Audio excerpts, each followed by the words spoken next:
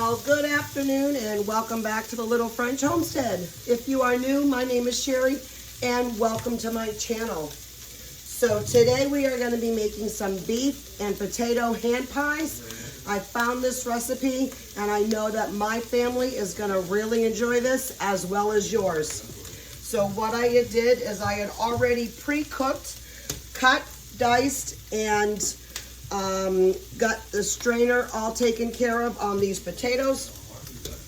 You are welcome to go ahead and use frozen diced. You just want to let them thaw out a bit. Now I'm going to go ahead and add my seasonings to this. I got in here about a pound of ground beef and a little bit of some onions. Now the recipe here does not call for pepper, but I know my family wants some pepper in here.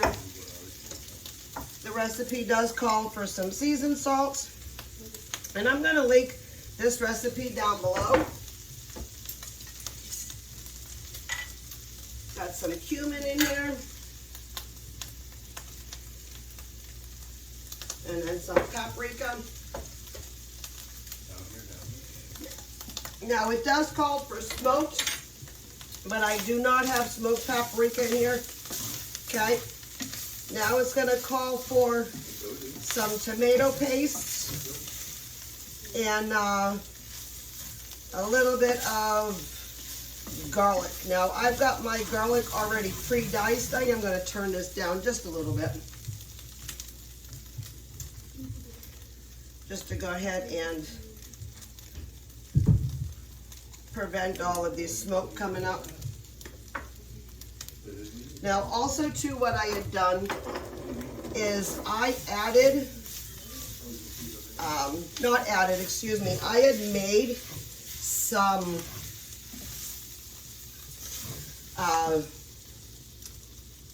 pie filling crusts. That pie filling crust is one of the 2 ingredients that I did the other day.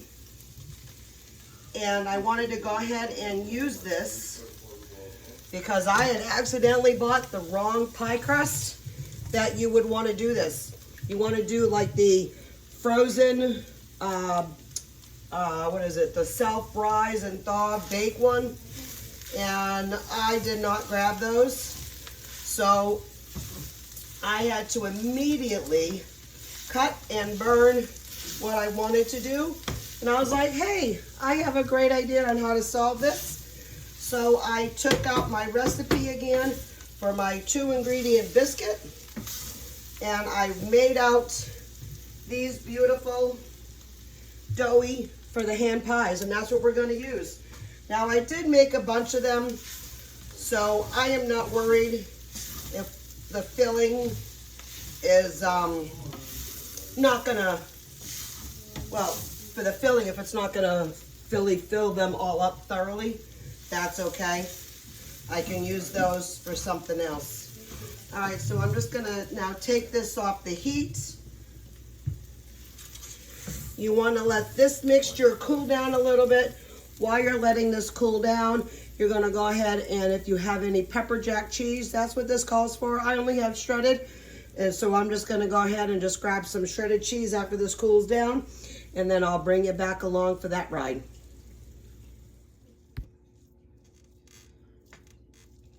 All right, so now you're seeing here that I'm adding about a good sized spoonful to these. We're just gonna fold over. You do want to seal all the sides. You want to make sure that the filling's not going to pop out in the middle of baking, okay? So I've just got these 6 here.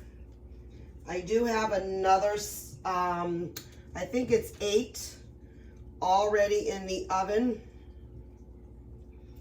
baking. Now these are smaller than some people I've seen on the videos. But that's totally okay. We can just have multiples of these, and if by some chance, oops, that's not going down very fast. And then if by some chance, you know, we want some leftovers, all we got to do is then just take them out of the freezer. We can go ahead and then just cook them either in the microwave or put them in the oven. You want to go ahead and put a fork all the way across just to help seal everything. Also too, to make everything look pretty. We're going to do that to all of these. And then I got a pan behind me where I do have an egg wash station. You're going to have about 2 eggs. I actually did 3 because I have a few extra pieces of dough here that are a little bit bigger. I'm going to try to see if I could make a couple of big pies at the end. And those ones I'm going to try to see if we can save for another night if needed, or maybe even just whoops, you want to make sure that we try not to have too much overflow here. Now I'm going to take this and move it over here, and I'm going to bring you along. So here is the egg wash. I am just setting these all right up on top of this.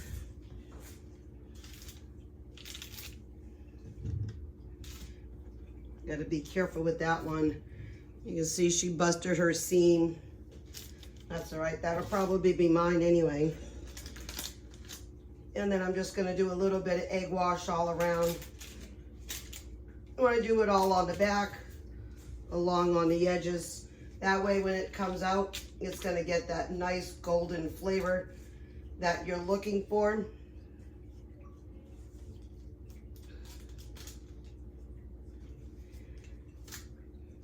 Now, this was simple to do.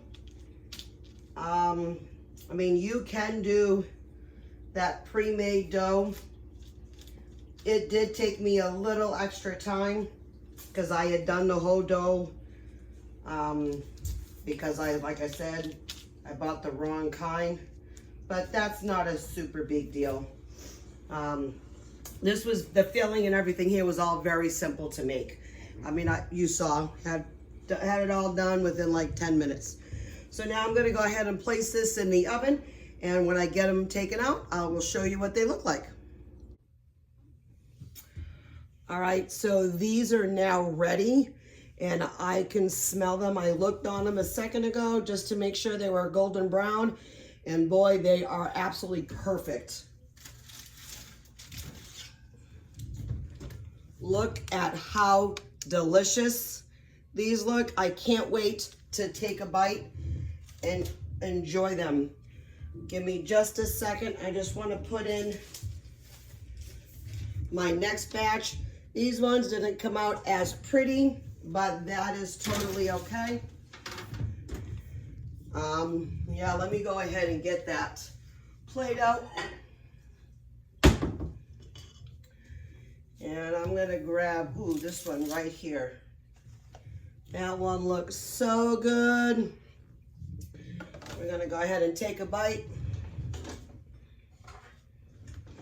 I know I probably should wait just a few more minutes, but I can't help it.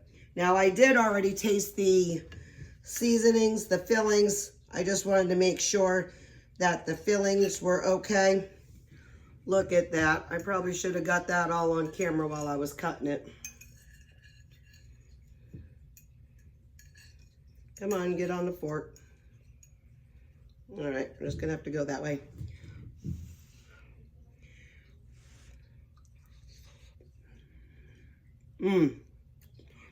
That was really good. Pie crust too. So I'm gonna link that recipe down below, definitely. And use this particular pie crust. So all what I just did is I used a cookie cutter.